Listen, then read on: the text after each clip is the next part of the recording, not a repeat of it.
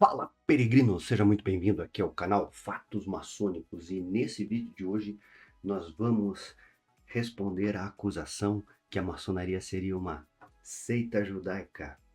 Me acompanhe até o final e você vai entender da onde que vem toda essa teoria de conspiração. Eu me chamo Luiz Miller, sou mestre maçom e faço parte da Ordem Maçônica Universal. E se você está chegando aqui agora pela primeira vez, vou fazer um convite do fundo do meu coração, que é faça a sua inscrição aqui no canal Fatos Maçônicos. Já deixa o like, ative as notificações, assim você vai ficar por dentro de todos esses assuntos que orbitam a maçonaria. Mandar um fortíssimo abraço aí aos queridos membros do canal, certo?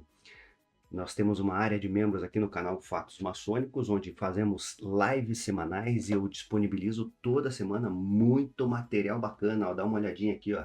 Olha, eu tô aqui na página inicial do canal Fatos Maçônicos. Você pode ver pelo seu mobile, né, pelo seu celular ou pelo desktop, né? O desktop tem um botãozinho ali para você se tornar membro, né? E nós temos aqui os nossos encontros aqui marcados, né?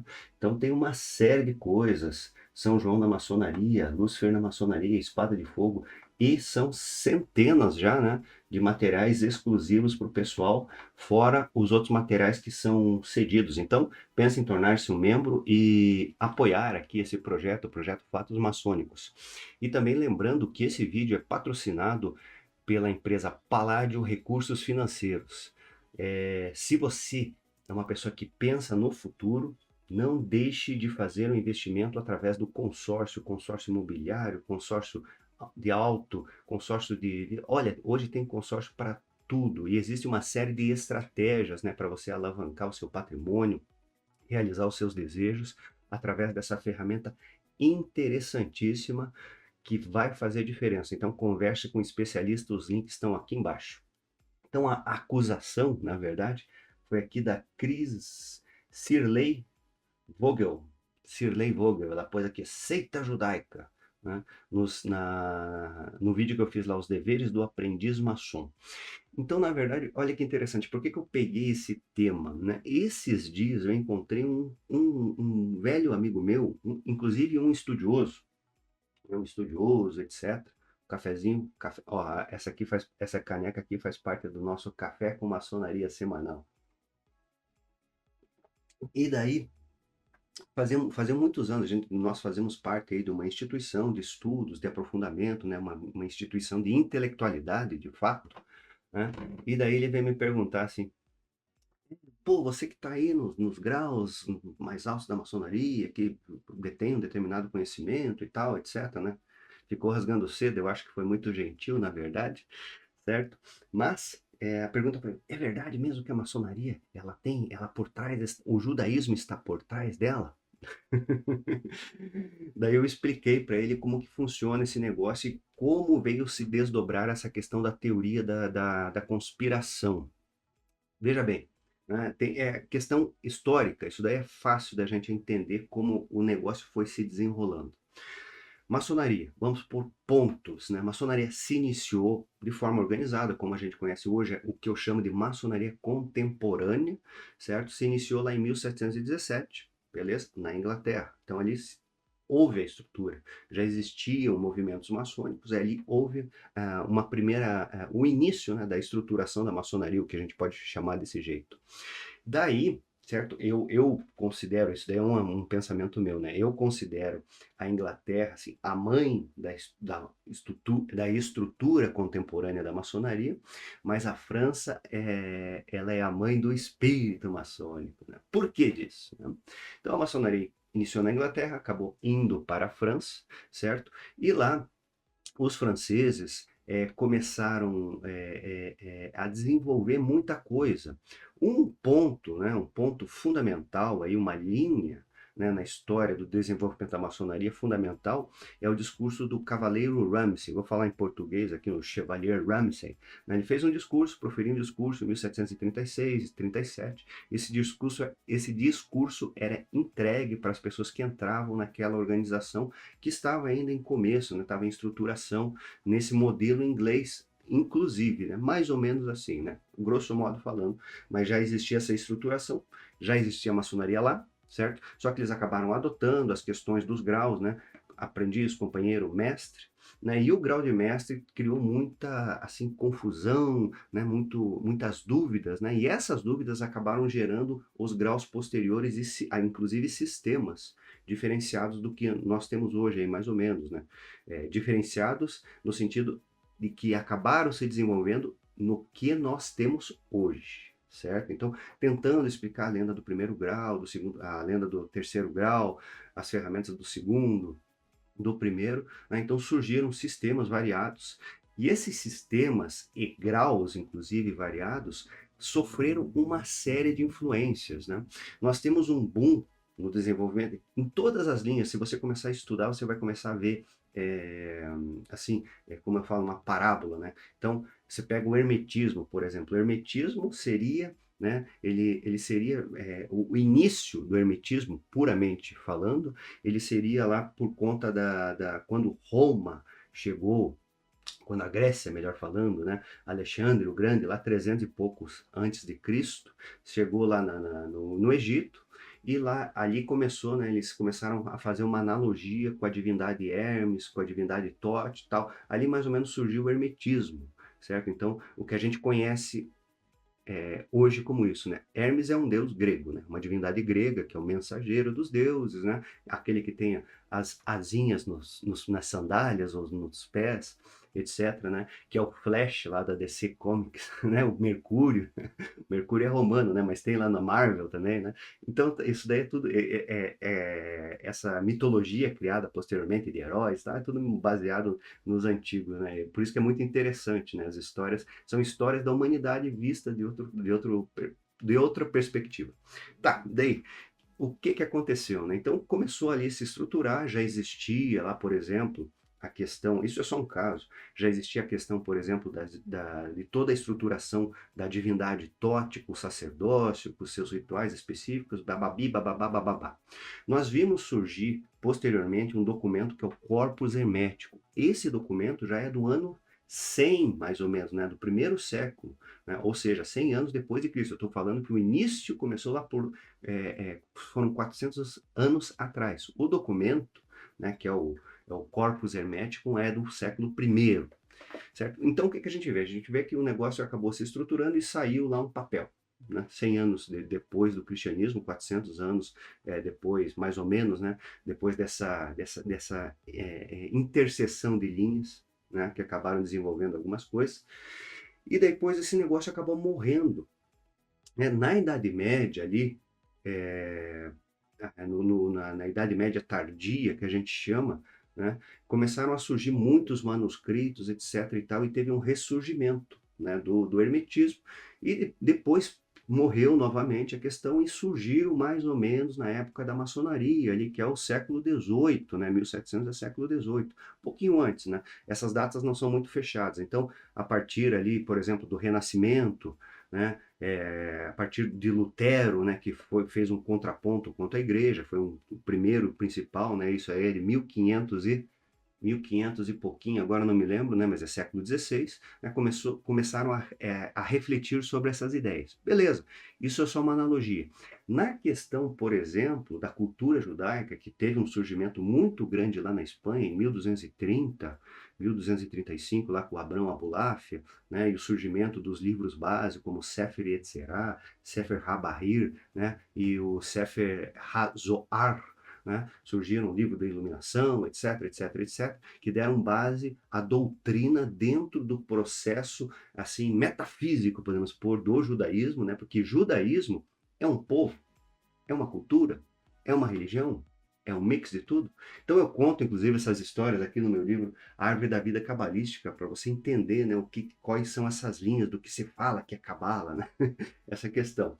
Então, a maçonaria sofreu posteriormente, quando começou a se estruturar esses graus, além do grau 3, depois de 1736, 1737 surgiram os graus, houve de fato sim uma invasão, né, das pessoas que tinham essa tendência, essa cultura cabalística, podemos pôr desse jeito, certo? Então, isso é um fato, né? Então, a gente vê nos graus superiores muitas influências da alquimia, da cabala, né? O que mais? Da questão Rosa Cruz, né? Tem um grau Rosa Cruz, né? Que é inspirado lá nos manuscritos de 1614, 1615, 1616, que contam a jornada lá do cristão Rosa Cruz, né? Christian Rosenkreuz, né? Então, surgiram, né, essas metáforas, essas lendas, essas linhas, assim, surgiram dentro dos graus da maçonaria. Isso é fato, né? Então, nós temos muitos símbolos, né, e principalmente nessa questão dos graus superiores, a maçonaria se baseia nas Sagradas Escrituras, né, no Velho Testamento, etc, etc e tal, né? Então, as pessoas que viam essa questão acontecer, se desenrolar, tornar-se pública, etc., né, ou mesmo os maçons, né, começaram a comentar essas coisas, e dentro da linha das teorias de conspiração contra a maçonaria, que já haviam surgido até antes disso, né, até em torno aí de 1730 já começaram, né, por conta da bula lá do Papa Leão, né, a bula condenatória, que ele falava que a maçonaria seria uma espécie de grupo de conspiração, né, e ali começou as condenações, né, da maçonaria. Isso aí acabou se desenvolvendo e ganhando muito fôlego, né? E daí por isso, né, existem linhas de teoria, olha que interessante, né? Linhas de teoria de conspiração que falam, né, que os judeus, na verdade, estariam por trás da maçonaria. E daí a gente pega os fatos e observa o seguinte, né? A maçonaria surgiu estruturalmente na Inglaterra, né? Na Inglaterra o pessoal era cristão, né? Naquela época, século XVIII, a linguagem, né? Por que a maçonaria fala tanto assim da questão do Velho Testamento, etc e tal? Porque a linguagem comum daquela época justamente era cristã. Nós vínhamos de uma época, né? De muita força da Igreja Católica, e tudo que era feito que não era feito para a igreja era considerado uma coisa profana, certo? Então a linguagem comum em todo o ambiente praticamente era essa questão da linguagem cristã, certo? Então por isso a maçonaria ainda fala, né? É uma linguagem antiga, um tipo de linguagem antiga, certo? As metáforas, certo? As lendas são muito baseadas na questão da Bíblia, né? No Velho Testamento, que era o que estava em voga naquela ocasião. Né? E daí nós vemos, né, por conta do Velho Testamento, você vai ver alguns símbolos, como o símbolo do menorá, certo? Como outros símbolos, como é que é o Templo de Salomão, né, a história de Salomão, né, a construção do templo, esse tipo de coisa. Então a pessoa olha de fora, pô, mas isso daí, peraí, isso daí vocês estão falando lá, o Templo de Salomão é 950 a.C., primeiro templo, né? Pô, então se a maçonaria tem essa doutrina, né? Já pensando até, vamos pensar, tem essa doutrina do cristianismo, do judaísmo, então ela se torna uma seita cristã. E os judeus, na verdade, controlam a maçonaria. Então, eu acho muito interessante, porque talvez se você pegar todos os povos, né, assim vamos supor assim, os descendentes e tal, talvez o dos judeus seja o número o número menor de pessoas. Aqui no Brasil, obviamente isso, né? Nós temos lá nos Estados Unidos, que é um país que é a base deles lá, né? Por que eles gostam tanto de Israel, etc e tal, né? É justamente porque muitos foram lá para os Estados Unidos, né? E hoje tem muitas descendências, né? Tem muitos descendentes de judeus, certo? Então tem uma força, então lá na maçonaria o percentual é maior, mas aqui no Brasil nem tanto, né? Não tem tantos judeus assim, principalmente judeus que seguem a linha religiosa do que a gente considera o judaísmo, certo? Então, e saiba o seguinte, né? Primeira questão, né? Coloco essa questão do judaísmo, como eu falei, tudo num balaio só. Mas judaísmo também, como, por exemplo, protestantismo, existem várias linhas. Olha o caminhão passando.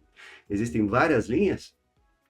O judaísmo também tem essas questões, né? Então tem várias linhas dentro do judaísmo e depois se desenvolveram linhas que a gente pode considerar, por exemplo, linhas deturpadas. Hoje eu vejo muita coisa aí, o pessoal andando com umas fitinhas vermelhas no braço, etc, etc e tal, né? E falando que é cabalista, essas coisas. Então tem que sempre ficar ligeiro e conhecer, né, a base das coisas, para você não entrar numa fria, né? Porque tem muita por aí. Então, minha querida Shirley Vogel, a maçonaria, de fato, ela utiliza de uma linguagem, certo? Existem graus, né? Existem alguns elementos, né?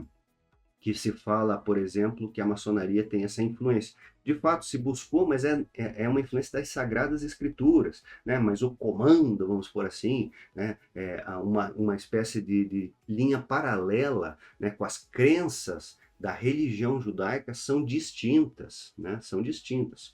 A maçonaria tem uma doutrina baseada nas Sagradas Escrituras, né? No Velho Testamento, principalmente. Então, por isso que há essa confusão. Outra questão que o pessoal fala, só fazendo um aspas, já falei isso aqui, né?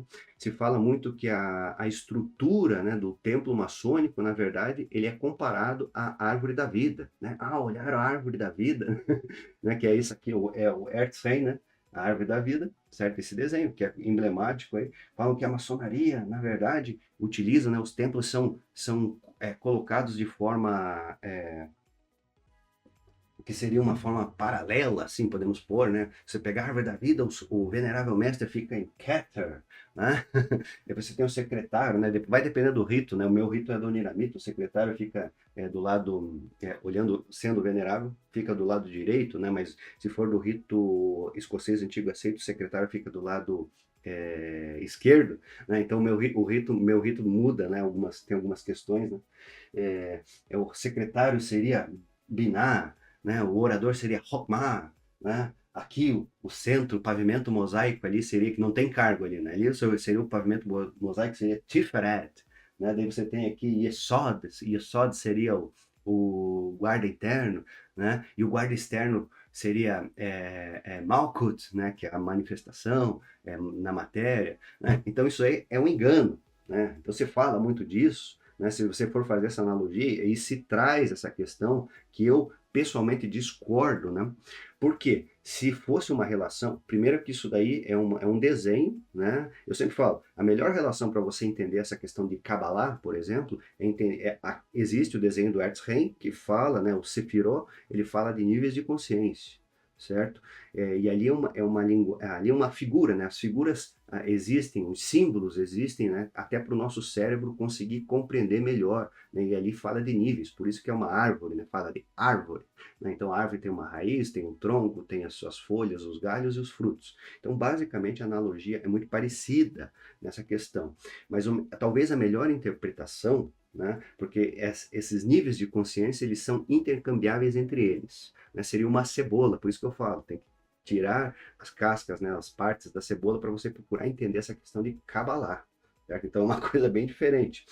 E a coincidência, na verdade, né, que se fala nisso na árvore da vida, inclusive foi falado lá pelo André Muniz muito tempo atrás, né, e eu concordo absolutamente com essa questão lá na Escola da Tradição, tem o link aqui embaixo também, se você quiser saber mais, né? Se isso daí correspondesse à realidade, né, por que que nas sinagogas não se usa a mesma dinâmica, né, a mesma estrutura? Quer dizer, os próprios judeus, né, criam uma estrutura e eles não utilizam, mas a maçonaria utiliza. Então isso daí é um outro erro, né, crasso também, inclusive, né, de falta de observação, por exemplo, da cultura do que é o judaísmo, do que é a cabala. Né? Tem uma série de coisas dentro dos graus superiores que eles são assim, seriam um contrassenso, né? Se um judeu observasse, né? Dentro de algumas metáforas que são colocadas dentro dos graus superiores, só para ilustrar a questão, né? Bom, espero ter explicado essa questão, que a maçonaria não se trata, né? Não é adoração, não tem nenhum vínculo, a maçonaria não tem nenhum vínculo com nenhuma corrente, seja religiosa ou outro tipo de corrente, até outro tipo de organização que é esotérica, vamos pôr desse jeito, não existe esse tipo de coisa. Certo? Não existe esse tipo de coisa, né? A simbologia ou simbolismo utilizado, certo? É baseado numa cultura muito antiga. Né? E essas interpretações que vieram se desenvolvendo e teorias são do século XIX, inclusive, né? Muitas coisas, esse paralelo da cabala com a maçonaria.